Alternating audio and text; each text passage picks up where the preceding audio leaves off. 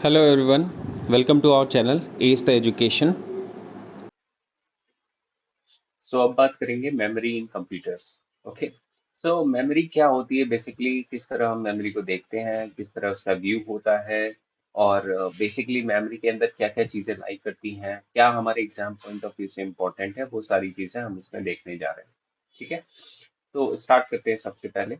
तो मेमोरी हम अगर बात करें तो मेमोरी क्या होता है, स्टोर्स डेटा। सबसे पहले चीज़ है क्या, मेमोरी। मेमोरी कोई भी हो वो क्या स्टोर करती है, data, instruction required during the processing of the data and output result. इसका मतलब क्या है, तो मेमोरी को मैं कह सकता हूँ कि सपोज करो आप, ये क्या है, एक चंक ऑफ मेमोरीज है। ठीक है। तो ये एक एक सेल, इसको हम क्या बोलते हैं, one each cell, this is called as a cell. Okay. और ये सेल में हम क्या स्टोर करते हैं, डेटा, इंस्ट्रक्शन। ओके। डेटा या इंस्ट्रक्शन हम इसके अंदर स्टोर करते हैं। ठीक है। और हर मेमोरी में ये सेल का क्या होता है, अपना एक एड्रेस होता है स्पेसिफिकली। ठीक है। तो एक एड्रेस डिफाइन करता है। तो अगर इसको मैं और क्लियरली इसको लिखना चाहूँ तो सपोज करो 1001, ये हमारा क्या है, एक एड्रेस है। और इस एड्रेस पे मैंने एक इंस्ट्रक्शन लिख दिया, जैसे मैंने लिखा ऐड ए। ओके। तो ये मेरा क्या हो गया, इंस्ट्रक्शन या डेटा हम कह सकते हैं इसको, और ये हमारा क्या है, एड्रेस है। ठीक है। तो ये दोनों चीजें हमारे पास मेमोरी को रिप्रेजेंट करती हैं। अब मेमोरी रिप्रेजेंटेड किस में होता है, तो हम कह सकते हैं memory is a byte addressable. Byte addressable का मतलब क्या होता है, या तो वो बाइट में रिप्रेजेंट करेंगे, जैसे कि हम कह सकते हैं 8 bit is equals to 1 byte. Okay. 1 byte. तो हम क्या कह सकते हैं, एटलीस्ट वो कितने बिट का होना चाहिए, 8 बिट का होना चाहिए। तो बाइट एड्रेसेबल हम कहते हैं, या फिर हम क्या कहते हैं, और वर्ड एड्रेसेबल, या तो हम इसको क्या बोलते हैं, वर्ड एड्रेसेबल बोलते हैं। नेक्स्ट बात करें, इसमें क्या इंपॉर्टेंट होता है, तो computer memory stores different kinds of data like input data. जो हम इनपुट कर रहे होते हैं, इनपुट मतलब क्या, कंप्यूटर को देना है। ठीक है। तो मेमोरी के अंदर वो चीज स्टोर होनी चाहिए। ठीक है। दूसरी चीज, आउटपुट रिजल्ट। ठीक है। आउटपुट डेटा, जो हमें आउटपुट मिलता है, जब भी हम आउटपुट लेते हैं तो वो आउटपुट भी हमारा कहाँ स्टोर होता है, मेमोरी में। तो बेसिकली मेमोरी के अंदर हर एक वो चीज लोड होती है या स्टोर होती है जो हम उसको दे रहे होते हैं, या जो रिजल्ट हमें उससे मिलता है, या हम कह सकते हैं इंटरमीडिएट रिजल्ट, जो बीच का रिजल्ट होता है। कुछ अगर नया ऑपरेशन, कुछ एड ऑन ऑपरेशन हुआ उसके अंदर, तो हम कह सकते हैं, या कंप्लीट हमारा पूरा का पूरा इंस्ट्रक्शन स्टोर होता है। तो इस तरह से हम मेमोरी को व्यू कर सकते हैं। तो ये हमारा क्या था, व्यू ऑफ मेमोरी था। इस तरह से हम मेमोरी को देख सकते हैं। ठीक है। तो नेक्स्ट बात करते हैं, मेमोरी के अंदर बेसिक यूनिट्स क्या होती है। तो हम कह सकते हैं डिजिट, या बाइनरी डिजिट्स को हम कह सकते हैं, या बिट को कह सकते हैं। तो बिट मतलब क्या होता है, या तो वो जीरो होगा, या क्या होगा, वन होगा, एक बिट को रिप्रेजेंट करता है। तो अगर मैं नंबर्स कुछ लिख दूं, 0 1 0 1 0 1, तो ये क्या रिप्रेजेंट करेगा, this is 1 bit. Okay. This is the second bit, this is the third bit. Okay. ये बिट रिप्रेजेंटेशन यहाँ पे हम देखने को मिलता है। Next, a bit is the smallest unit. क्योंकि हम देख सकते हैं एक एक बिट कंबाइन करके ये कंप्लीट कॉम्बिनेशन बनता है। तो हम क्या कह सकते हैं, एक बिट क्या होता है, स्मॉलेस्ट यूनिट होता है रिप्रेजेंटेशन का मेमोरी के। नेक्स्ट बात करते हैं, मेमोरी दो पार्ट में कैटेगराइज्ड है। सबसे पहला क्या है, इंटरनल मेमोरी, और दूसरा क्या होता है हमारा, एक्सटर्नल मेमोरी। दो पार्ट में कैटेगराइज है। इंटरनल मेमोरी में हम क्या रिप्रेजेंट करते हैं, हम देखते हैं सीपीयू रजिस्टर्स, कैश मेमोरी, या हम कह सकते हैं क्या, प्राइमरी मेमोरी। ये तीन चीज किसमें, किसके अंदर लाई होती है, इंटरनल मेमोरी में। और इंटरनल मेमोरी को कौन यूज करता है, used by the CPU. CPU use करता है to perform the computing task. Okay. तो जैसा कि हम जानते हैं कि सीपीयू के अंदर सारे के सारे ऑपरेशन परफॉर्म होते हैं। जो भी ऑपरेशन हम दें, चाहे वो अर्थमेटिक ऑपरेशंस दें, चाहे वो हम लॉजिकल ऑपरेशंस दें, सारे ऑपरेशन कहाँ परफॉर्म होते हैं, सीपीयू के अंदर। तो हम कह सकते हैं इंटरनल मेमोरी का कौन यूज करता है, सीपीयू यूज करता है। और सीपीयू के अंदर ही क्या प्रेजेंट होते हैं, रजिस्टर्स प्रेजेंट होते हैं। तो रजिस्टर्स का हम अभी डिस्कशन करेंगे, रजिस्टर्स का कंप्लीट आने वाले वीडियोस में। और कैश मेमोरी के बारे में हम जानेंगे, साथ ही साथ हम प्राइमरी मेमोरी के बारे में भी जानेंगे। नेक्स्ट बात करते हैं एक्सटर्नल मेमोरी की। एक्सटर्नल मेमोरी का क्या कॉन्सेप्ट होता है, एक्सटर्नल मेमोरी को हम कह सकते हैं एक अलग सा मेमोरी जो हमारे लिए परमानेंटली डेटा को स्टोर करके रखा रहता है, जिसको हम क्या कहते हैं, द सेकेंडरी मेमोरी। ओके, तो इसके बारे में भी हम आने वाले वीडियोस में जानेंगे। So the secondary memory is used to store the large amount of data, जैसे कि हमारा हार्ड डिस्क हो गया। ठीक है, तो हार्ड डिस्क में हम क्या रखते हैं, अपना लार्ज डेटा को स्टोर करते हैं। ठीक है, तो ये हमारा क्या हो गया, सेकेंडरी मेमोरी हो गया। तो हम कह सकते हैं मेमोरी दो पार्ट में क्लासिफाइड है, एक होता है हमारा क्या, इंटरनल, और दूसरा क्या होता है हमारा, एक्सटर्नल। तो ये दो चीज हमें याद रखनी है।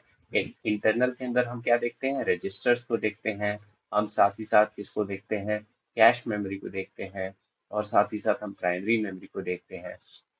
और एक्सटर्नल का मतलब क्या हो गया, सेकेंडरी मेमोरी को हम देखते हैं। तो ये दो चीज का डिफरेंस हमें अभी तक क्लियर हो गया। नेक्स्ट बात करते हैं, अब हमारे पास अगर मेमोरी है, ठीक है, तो अलग अलग मेमोरी हमने देखा दो पार्ट में डिवाइडेड थी। तो सबसे पहला हमारा अगर रजिस्टर्स की बात करें, या कैश मेमोरी की बात करें, या प्राइमरी मेमोरी, या मेन मेमोरीज को और भी मेन मेमोरी कहते हैं, और मैग्नेटिक डिस्क या ऑप्टिकल डिस्क की बात करें, या मैग्नेटिक टेप की बात करें, तो सबका साइज वेरी करता है। क्या क्या चीजें वेरी करती हैं, तो हम कह सकते हैं सब अपने साइज में वेरी करते हैं। वेरी मतलब क्या करते हैं, अलग अलग साइज होता है। और सब साथ ही साथ इनकी स्टोरेज को भी हम देखेंगे, रिप्रेजेंटेशन किसकी स्टोरेज सबसे ज्यादा हाई होती है, किसकी सबसे लेस होती है, तो ये हमें देखना पड़ेगा। और ये दो चीज ही फैक्टर रखते हैं। और तीसरी चीज जो मेन फैक्टर रखता है, एक्सेस। एक्सेस का मतलब ये होता है कि हम कितना फास्टली इसको एक्सेस कर सकें, मतलब इससे डेटा ले सकें। क्योंकि ये सारे के सारे मेमोरी है, तो मेमोरी के अंदर क्या प्रेजेंट होगा, या तो डेटा प्रेजेंट होगा, या तो इंस्ट्रक्शन प्रेजेंट होगा। अब ये डेटा और इंस्ट्रक्शन को कितना फास्टली देता है, कितना फास्टली हमें प्रोवाइड करता है एग्जीक्यूशन के लिए, वो इम्पोर्टेंट होता है। ठीक है, तो हम देख सकते हैं यहाँ पे रजिस्टर्स के लिए। तो अगर हम बात करें सबसे पहले स्टोरेज कैपेसिटी की, जो ये स्टोरेज कैपेसिटी है, तो स्टोरेज कैपेसिटी रजिस्टर्स में काफी क्या होती है, लो होती है। ठीक है, तो यहाँ पे लो कह सकते हैं। कैश मेमोरी में थोड़ी ज्यादा होती है, थोड़ी हाई, थोड़ी सी ज्यादा होती है। प्राइमरी मेमोरी में और ज्यादा होती है।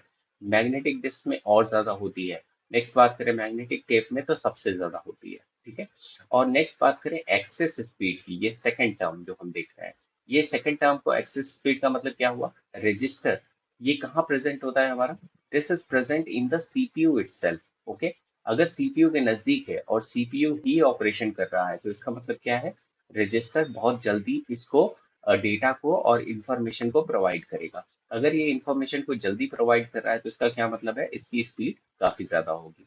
तो हम देख सकते हैं रजिस्टर की सबसे ज्यादा स्पीड होती है, उसके बाद कैश मेमोरी, उसके बाद मेन मेमोरी, उसके बाद मैग्नेटिक डिस्क, उसके बाद मैग्नेटिक टेप। ओके, लास्ट बात करते हैं कॉस्ट की। Yes, cost is also factor. तो कॉस्ट की बात अगर हम करें, तो कॉस्ट सबसे ज्यादा हाई होता है किसका, रजिस्टर्स का। क्योंकि रजिस्टर्स को यूज करना it is very complex task. हम अगर ढेर सारे, क्योंकि इसकी कैपेसिटी कम होती है, तो हमें ढेर सारे रजिस्टर चाहिए होंगे to store large amount of data. इसीलिए इसकी कॉस्ट क्या होती है, हाई होती है।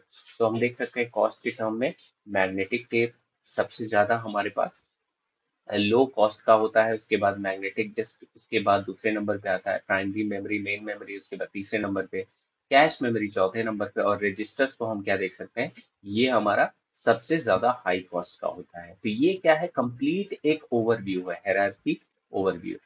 तो this is what we were looking at, overview, overview, overview of sorry this is what overview of the memory, overview of memory. Okay, so this is what you need to understand.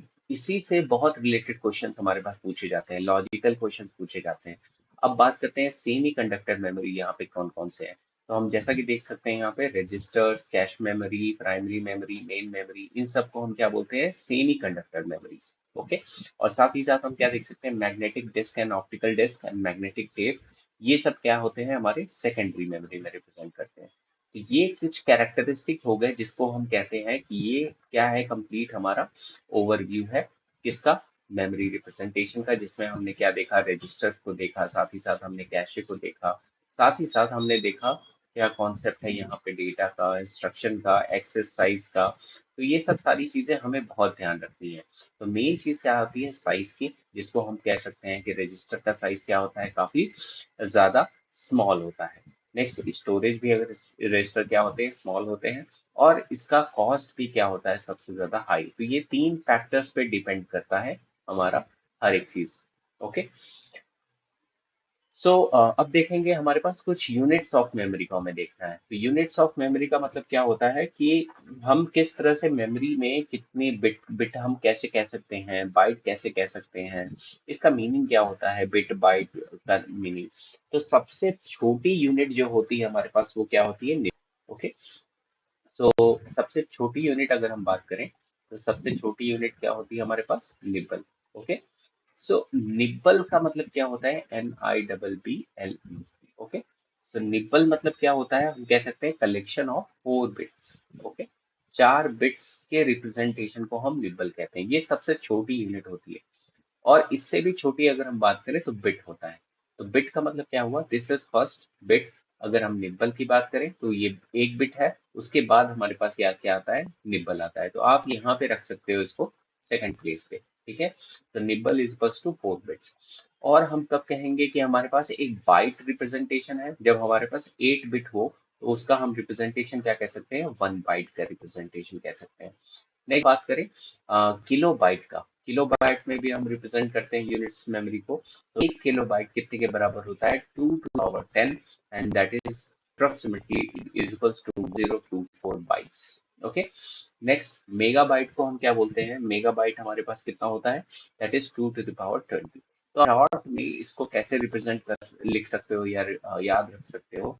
तो एक simple technique है, technique जिससे हम याद रख सकते हैं, technique जिससे हम याद रख सकते हैं, that is what we called as a kilo byte, KB, MB.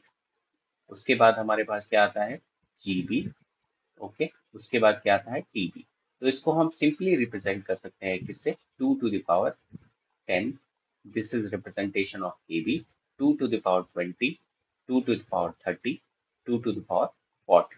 Okay, सो इसका जनरली अगर हम कैलकुलेशन करेंगे तो हमारे पास यही सब आता है बिट्स रिप्रेजेंटेशन। ठीक है, तो अलग अलग हैं। अगर हमारे पास कई बार ऐसा लिखा हुआ आता है, जैसे हम कह सकते हैं कि 2 to the power 14 लिखा हुआ आया हुआ है, तो इसको मैं और भी कैसे लिख सकता हूँ, क्या मैं इसको 2 to the power 10 into 2 to the power 4 लिख सकता हूँ, क्योंकि मल्टीप्लीकेशन है और पावर क्या हो जाते हैं, ऐड हो जाते हैं। तो 2 to the power 10 2 to the power 10 क्या रिप्रेजेंट करता है, यहाँ पे के भी रिप्रेजेंट करता है। और 2 to the power 4 क्या रिप्रेजेंट करेगा, हम कह सकते हैं 16। तो हम यहाँ क्या लिख सकते हैं, 16 KB। ओके, सो इस तरह से रिप्रेजेंटेशन है। अगर हमारे पास सपोज करो आप 2 to the power 22 लिखा हुआ है, तो इसका क्या रिप्रेजेंटेशन होगा मेमोरी में, अगर हम देखें तो ये हम क्या लिख सकते हैं, 2 to the power 2 multiplied by 2 to the power 20।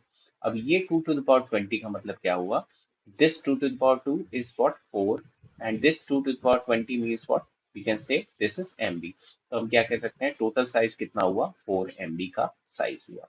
ठीक है, तो इस तरीके से हम मेमोरी को रिप्रेजेंट करते हैं, यूनिट्स ऑफ मेमोरी को हम देखते हैं। तो ये एक रिक्वायरमेंट है हमारे पास। और हम बेसिकली अगर हमें एक मेमोरी का ओवरव्यू लेना है तो हम कह सकते हैं कि चंक्स ऑफ सेल होते हैं इसके अंदर। ठीक है, अब आपको क्लियरली इसका मतलब समझ में आ जाएगा। तो जैसे कि कहते हैं कि ये क्या है, एक सेल है। ठीक है, तो इसको हम क्या कहेंगे, दिस इज आवर 1 सेल। इसको रिप्रेजेंट करते हैं, दिस इज आवर 1 सेल।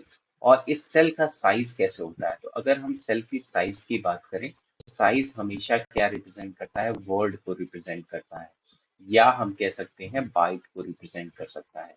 तो सपोज करो मैंने कहा कि 8 बिट का साइज है, एक सेल का साइज क्या है हमारा, 8 बिट का है, 8 बिट का रिप्रेजेंटेशन है। तो इसका मतलब क्या होगा, 8 बिट का, तो अगर ये कोई एक सेल है तो इसमें 8 बिट होंगे, मतलब कितने पार्टीशन होंगे, 8 बिट के पार्टीशन होंगे। ठीक है, तो 1 2 3 4 5 6 7, and let's say one more partition that is 8। तो हम कह सकते हैं टोटल 8 बिट है। और ओवरऑल साइज क्या होगा, अगर हम ओवरऑल साइज की बात करें मेमोरी की, तो स्टार्ट कर सकते हैं किसी 0000 लोकेशन से, और ये क्या लोकेशन खत्म हो सकती है 11। तो ये क्या रिप्रेजेंट करते हैं, हमारे एड्रेस रिप्रेजेंट करते हैं, दिस रिप्रेजेंट व्हाट, एड्रेस। और ये क्या हमारा रिप्रेजेंट करता है, बिट। ओके, तो अगर हमारे पास इसकी भी साइज निकालनी है, अगर पूरी साइज निकालनी है मेमोरी की, तो हमें क्या चाहिए होगा, पहली बात तो ईच सेल साइज, हमें क्या चाहिए होगा, each cell size multiplied by कितने नंबर हमारे पास सेल्स हैं, तो हम क्या लिख सकते हैं, number of cells. Okay, so this is the complete memory size को हम इस तरीके से कैलकुलेट करते हैं। ठीक है, तो आई थिंक ये आपको मेमोरी साइज कैलकुलेशन समझ में आया होगा। उसके बाद हमने कॉन्सेप्ट ऑफ केबी देखा, कॉन्सेप्ट ऑफ एमबी देखा, कॉन्सेप्ट ऑफ जीबी देखा, टीबी देखा। तो ये अलग अलग साइजों में रिप्रेजेंट किए जाते हैं। ठीक है, so this is about the memory. I hope you understand the concept of memory representation. हमने अलग अलग रिप्रेजेंटेशन यहाँ पे देखा कि यूनिट्स क्या होती हैं, साथ ही साथ हमने हायरार्की स्ट्रक्चर इसका देखा, साथ ही साथ हम मेमोरी के इंटरनल एक्सटर्नल ऑर्गेनाइजेशन को देखा। तो ये हमारा क्या है, टोटल ओवरऑल मेमोरी का ओवरव्यू था, जिसको हमने अभी अभी समझा। इसके बाद का सीरीज हम कंटिन्यू करेंगे नेक्स्ट सेशन में। तो till then please like the channel, share, subscribe, और ज़्यादा से ज़्यादा लोगों तक शेयर करिए, इसको सब्सक्राइब कराइए, सो दैट कि आपके पास इंफॉर्मेशन आए ही आए, साथ में आपके दोस्तों के पास भी पहुंचे, सो दैट कि इसकी इफेक्टिव और अच्छी तैयारी हो सके बिहार टीआरई 4.0 कंप्यूटर साइंस के लिए, और बाकी किसी भी कॉम्पिटेटिव एग्जाम में ये आपके लिए बहुत ही ज़्यादा इंपॉर्टेंट कॉन्सेप्ट है। So thank you so much for watching. I'll be connecting again with a new video so that I can give you the good information about all this. Thank you. Thank you so much.